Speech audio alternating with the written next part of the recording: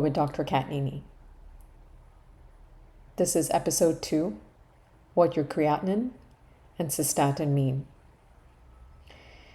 In episode 1, you learned about how your kidneys work with balance, adaptation, and staying resilient over the years.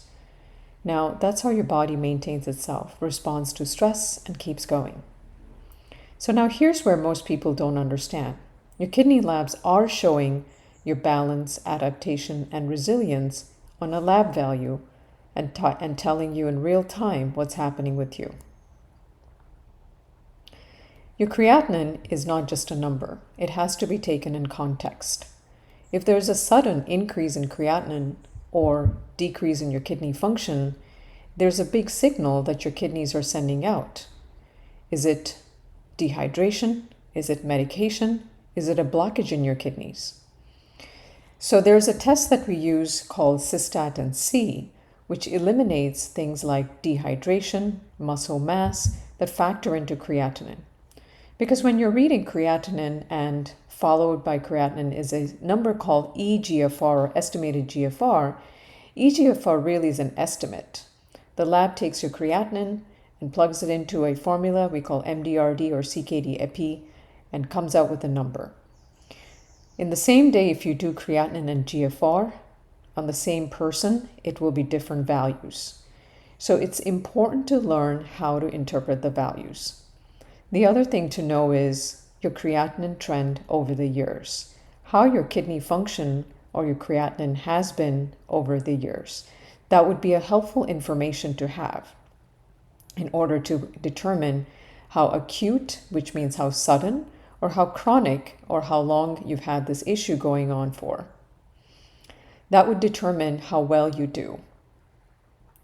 Now, as far as kidney function goes, it's important to know if your creatinine is stable over the years or has it suddenly worsened. If there's a sudden worsening in kidney function, we call it acute kidney injury or sudden decrease in kidney function. Now, acute kidney injury could be from various factors, and the commonest reason we see acute kidney injury is dehydration. Dehydration from not drinking enough fluids, dehydration from medications we call diuretics that are used very commonly to treat congestive heart failure. Dehydration because somebody's been having nausea, vomiting, diarrhea, or a combination of factors. That is the most common reason for acute kidney injury. And the good news is it's very treatable and hence reversible.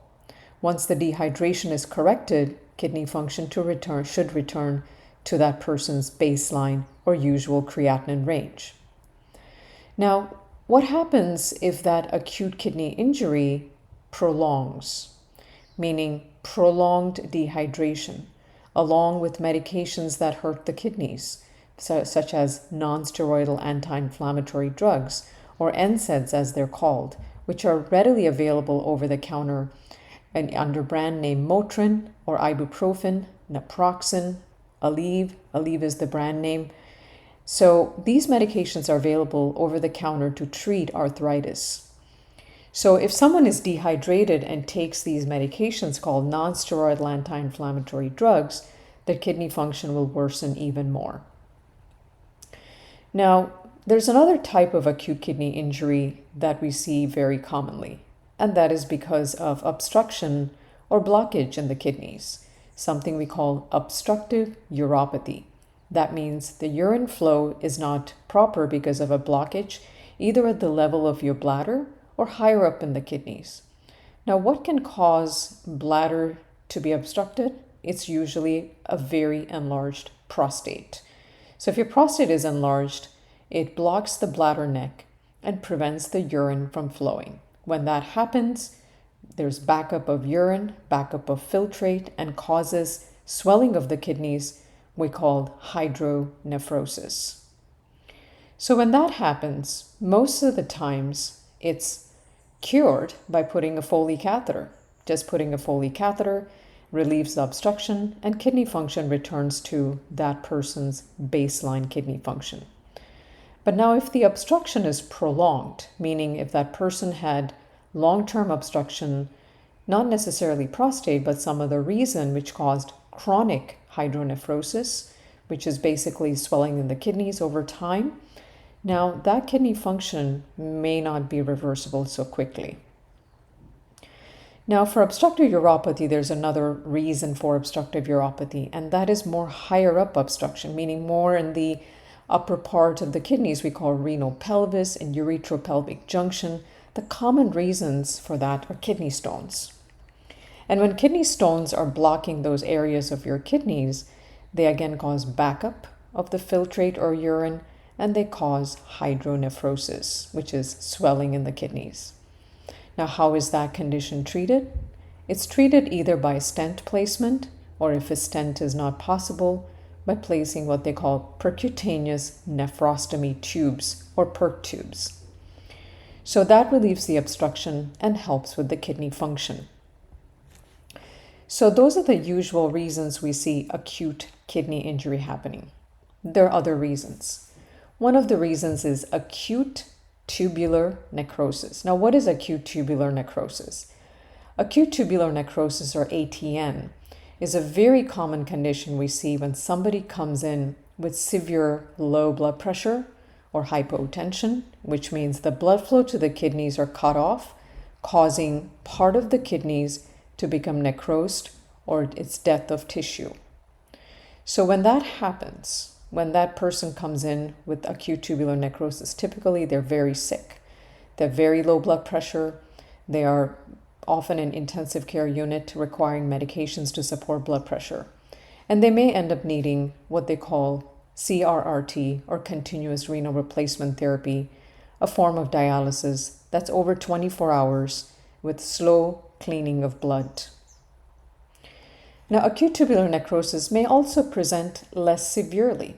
Maybe it's prolonged dehydration or just a bit low blood pressure that's been ongoing. Perhaps it's a medication that causes acute tubular necrosis, such as nonsteroidals can also cause ATN, or acute tubular necrosis.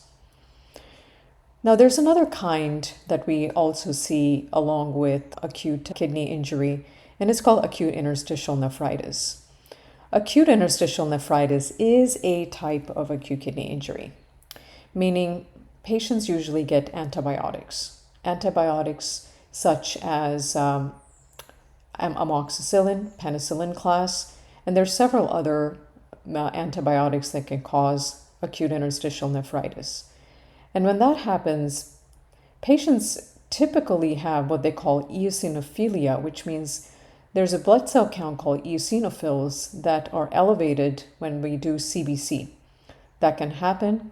And urine also shows eosinophils. Urine also shows WBCs. So all of these conditions together fits the clinical picture of acute interstitial nephritis, typically from antibiotics, could also be seen in other conditions. So this is more like an inflammatory state. Sometimes patients don't have eosinophils. Sometimes it has to be a clinical diagnosis of acute interstitial nephritis. And the confirmation would be with a kidney biopsy, which is often not done. Another cause would be acute contrast-induced nephropathy, which is really a type of acute tubular necrosis. Patients typically go for a cardiac cath, a heart cath. They receive intravenous contrast, or perhaps they go for a CT scan and get intravenous contrast. Now, there are different types of contrast. One is iodinated contrast, and the other type is gadolinium. So this type of kidney injury, the acute kidney injury, is related to iodinated contrast, the kind of contrast that is administered with CT scans or with cardiac catheterizations. Now, nowadays, everyone in the medical field is aware of contrast-induced nephropathy, cardiologists primarily. And cardiologists take every precaution to avoid this condition, working very closely with nephrologists. Now, your predisposition to contrast-induced nephropathy goes up if you have history of diabetes on metformin, if you already have a pre-existing chronic kidney disease. So those conditions, we have to be very careful when we give IV contrast. And if IV contrast absolutely has to be given for life-saving procedures such as cardiac catheterization or a critical diagnostic evaluation such as CT scan that is absolutely necessary to do, then we have to take that risk. We have to take the risk of IV contrast-induced nephropathy, which is often reversible, but we have to take that. And some patients may need dialysis for short-term until renal recovery, but it's important to decide what is the risk versus what is the potential benefit. So in an emergency, like say an emergent cardiac catheterization, there would be precedence given to emergent cardiac cath over trying to preserve kidney function because that person's life depends on getting the heart cath done. Elective cardiac catheterizations can be prepared more and load levels of IV contrast exposure and pre and post-cath hydration, perhaps to give just enough fluids to maintain what they call enough hydration so that the contrast won't be given to that patient in a dehydrated state. Maintaining what we call a euvolemic state would be most helpful. So these are all the precautions that can be taken to prevent contrast-induced nephropathy. Now, when we talk about physiology, I love talking about balance and stability. Now, kidneys try to maintain stability and balance in a very, very narrow range for the most part. And they continue to filter at a consistent rate. And creatinine production is very steady and is related to muscle mass. And most often the creatinine number is a very steady number. And sometimes we have to use a biomarker called cystatin C. Now, your body makes it at a constant rate and kidneys filter it out, but it's used more and more clinically in order to decide what exactly is meant by the creatinine number. So it gives an additional layer to interpret creatinine. So creatinine may be normal based upon muscle mass, patient sex, and age, meaning men have higher creatinine than women, men with higher muscle mass have higher creatinine. An age younger person with a creatinine of 0.8 to 1.1 may be normal for that person. And same person at age of 75 with a creatinine of 1.1, 1.2 may mean chronic kidney disease. Now, cystatin C, the advantage of this biomarker, it's less influenced by muscle mass and it's more stable across ages. So that's why we look at both numbers. They tell different stories, and cystatin C more tells us, well, is this really a chronic kidney disease that we're dealing with? Is this a real kidney problem, or is it related to dehydration, muscle mass, and those other factors that influence creatinine? So what does balance look like over time? So it's important to know what your baseline creatinine is. What is your creatinine usually run? Is it 1 to 1.2 for years and years, and suddenly it became 2 or 3? That would be an alarm point to look at. Is it a creatinine that's been 1 to 1.2 and has slowly been increasing over the years to 1.4, 1.5, and maybe now it's 1.7? So it's important to have the context of balance. So if you get labs from 5 years and creatinine is still at your baseline, as they call it, which may be for you 1.2, 1.3, then you are a stable chronic kidney disease patient. That means your balance has been achieved and your kidneys are holding stable and steady. You're not losing function. You're maintaining your balance. So it's important to get a baseline renal function in order to compare how things have been. Now, if your creatinine, on the other hand, goes up rapidly, by that I mean, about 2 years ago, maybe your creatinine was 1.2, 1.3, and now when you came to see me, your creatinine is 2 or 3. Now we have to delve in more deeper to find out what's going on. What happened that threw the balance off? Is it dehydration? Is it medications? Is it blockage? So all of those things need to investigate it further based upon your numbers. Now we'll talk about adaptation. Kidneys are incredibly adaptive. So when your kidney function gets worse or when the numbers go up high, they try to adapt. They try to filter, they try to reduce the strain that's put on your nephrons or functional units of your kidneys. But adaptation can only last for so long. The number can go up temporarily with the acute kidney injury and then come back down. That means the kidneys responded to stress and then they recovered function. They adapted well. Now, if your kidney numbers, that is your creatinine, if it goes up and stays up, that means your creatinine doesn't come down from your creatinine of 2 or 3 to 1.2 or 1.1 about 2 years ago, then they're in a state of decline, meaning they are not able to adapt anymore.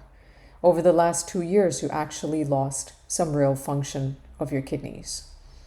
So not every rise in creatinine means kidney failure permanently. It depends on how well your kidneys adapt. So you have a sudden increase in creatinine from 1.1, 1.2 to now 2 and 3, and we repeat it 2 weeks later, and the number comes down to your previous range or close to your previous range, then your kidneys have adapted well. You're doing great. But if your numbers stay around the same, or in a worst case scenario get worse, then your kidneys are not able to adapt any longer. And that's a decline in kidney function. So common reasons or common stressors that trigger worsening kidney function. And we can talk about these in detail as we go along. And we touched upon them previously. So the number one cause that I see very commonly is dehydration. So dehydration could mean you say got ill. You are sick, you just didn't have appetite, or having nausea, vomiting, diarrhea, not able to keep up fluids at the rate that you're losing them, then it causes acute kidney injury. Usually the kidneys compensate for mild dehydration very well. They hold on to water, they concentrate urine, so you see that dark amber colored urine. And creatinine may rise temporarily. And when you rehydrate, creatinine goes down nicely to your previous baseline kidney function. So that is adaptation. Now, we talked briefly about medications. Now, medications that are commonly associated with causing kidney injury or kidney failure are NSAIDs, ibuprofen, naproxen, and Aleve, Motrin, those are the brand names. And they can reduce kidney flow both acutely, that means suddenly decrease, and also if the effect lasts longer, that means if somebody keeps taking NSAIDs, the damage can be permanent and chronic. Now, ACE inhibitors. Some patients ask me, well, you gave me lisinopril, you're giving enalapril, my cardiologist prescribed me these medications, and when I was reading the side effects, they said it can actually cause kidney failure. We'll talk in depth about ACE inhibitors on another podcast. But ACE inhibitors can cause temporary decline in kidney function. And when your kidney function declines suddenly, goes down suddenly, we do stop ACE inhibitors. Now, antibiotics. So there's several antibiotics and many classes of antibiotics that can cause kidney damage. And again, we'll talk about it in a separate podcast regarding what kind of antibiotics can cause kidney damage and what to do, dose adjustment, and so on. So what do we do as nephrologists when we get consulted on somebody with acute kidney injury? First, we try to decide what's the cause. Why is this person's kidney function suddenly declined? Is it because of dehydration? Is it a medication? Or is it antibiotics, NSAIDs? Or is it contrast exposure? Or is there a blockage going on? And we try to treat the cause. We try to stop the medication. We try to stop the diuretics.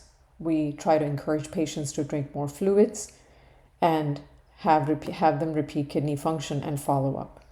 We want to see and make sure that kidneys are adapting. Now we'll talk a bit about illness and infection causing kidney function to go down. Now, fever, infection, sepsis, especially septic shock, which we discussed earlier, can cause kidney function to go down by causing a stress. And when infection resolves, the kidneys recover, and that is adaptation. Now, intense exercise or dehydration from exertion can cause kidney function to go down. One could be as simple as dehydration, not getting enough fluids in. Another reason could be significant dehydration, muscle breakdown, something we call rhabdomyolysis. And that can cause acute tubular necrosis, which we've discussed earlier. Now, it's important to read the pattern of kidney function. Is it a sudden rise or is it a gradual rise? Did something change in your life right before the rise, like an illness, dehydration, maybe it's a new medication or diuretic? Or the stressor, is it resolved or is it continuing? So it's important to keep an eye on your kidney function and continue monitoring closely. Now we'll talk about cystatin C, the story and adaptation. Cystatin C is a very interesting molecule. It's a biomarker and is more sensitive than creatinine to early changes in your kidney function. Say your creatinine looks nice and stable on your labs, but your cystatin C is rising, your kidneys may be adapting to stress you haven't fully noticed, or an early decline is beginning. That's why we look at both. Say a person has creatinine of 0.9, which is normal, and cystatin C is rising to 1.1, which is above normal. Creatinine still looks fine, so they may not notice it, but cystatin C is signaling something. Something's happening. Time to pay attention. Time to investigate. What changed? Is it medication? Is it hydration? Is it stress? Is it illness? Now that brings us to resilience, the long-term trajectory. Resilience is about whether your kidneys can hold steady over years. Can they adapt and recover, or are they losing capacity? If their kidneys are stable over time, that means they're resilient. So, few things to keep in mind for practical points. Get your labs done once a year or once in a few years based upon your risk factors. If you have high risk factors, maybe even more than once a year. It's important to watch the trend over the years. So what has your kidney function trend been over 5 years, over 10 years? If the creatinine stays within normal range and cystatin C is within normal range, your kidneys are resilient. They're maintaining, they're holding their function despite aging. And this matters because it means that your kidney reserve is very good. You have the capacity to handle stress, medication, illness, dehydration. You're aging very well, kidney-wise. Your daily choices are supporting kidney resilience. Now, we'll talk about the other side of the coin, declining over time and losing resilience. Say a person gets labs done and that person's creatinine is 1, and about 5 years later, 1.2, another 5 years later, 1.4, and that's a pattern. That's decline in kidney function. And it's a slow decline, but if it may be faster than normal, and the kidneys may be losing resilience faster if that person's diabetes is uncontrolled or hypertension is uncontrolled. That creatinine may rise from 1 to 1.4 to 1.7 to 1.8. And remember, the higher the creatinine, the worse the kidney function. The lower the creatinine, the better the kidney function. The rate of decline in kidney function matters. So a gradual decline in kidney function would be 0.1 every 5 to 10 years in an older person who's resilient. A steep decline would be steep decline over time, which we'll notice based upon their lab. It would be more than 0.1, and faster decline, meaning the kidney function goes down from 1.1 to 1.2 creatinine to 2.0. That's fast decline. So what are red flags for losing resilience? So if the rise of creatinine happens quickly, meaning acute kidney injury, meaning say That person's creatinine was 1.2 about 2 years ago, and now it is 4. Now that's a huge alarm. And we need to investigate immediately what's going on with that person. So if the labs are both climbing in terms of creatinine and cystatin C are both moving in the same direction, and that's a true decline and not just dehydration alone. The difference. Normal aging versus concerning decline. Your kidneys will lose some function as you age. That's normal. That's part of aging physiology. But how fast they lose it depends on your choices. And I want to introduce you to a concept I call conscious aging. That is, slowing the decline, supporting kidney resilience, and consciously aging in terms of your overall aging trajectory. So now let's compare. Person A could be 50 to 70 years of age. Creatinine goes from 0.9 to 1.1, and they're very stable, and it's excellent resilience. And somebody with same age, their creatinine may go from 0.9 to 1.5. We consider that steeper decline and losing resilience. So both are aging. Same genetics, possibly. Different choices, different resilience. Now let's bridge the concepts.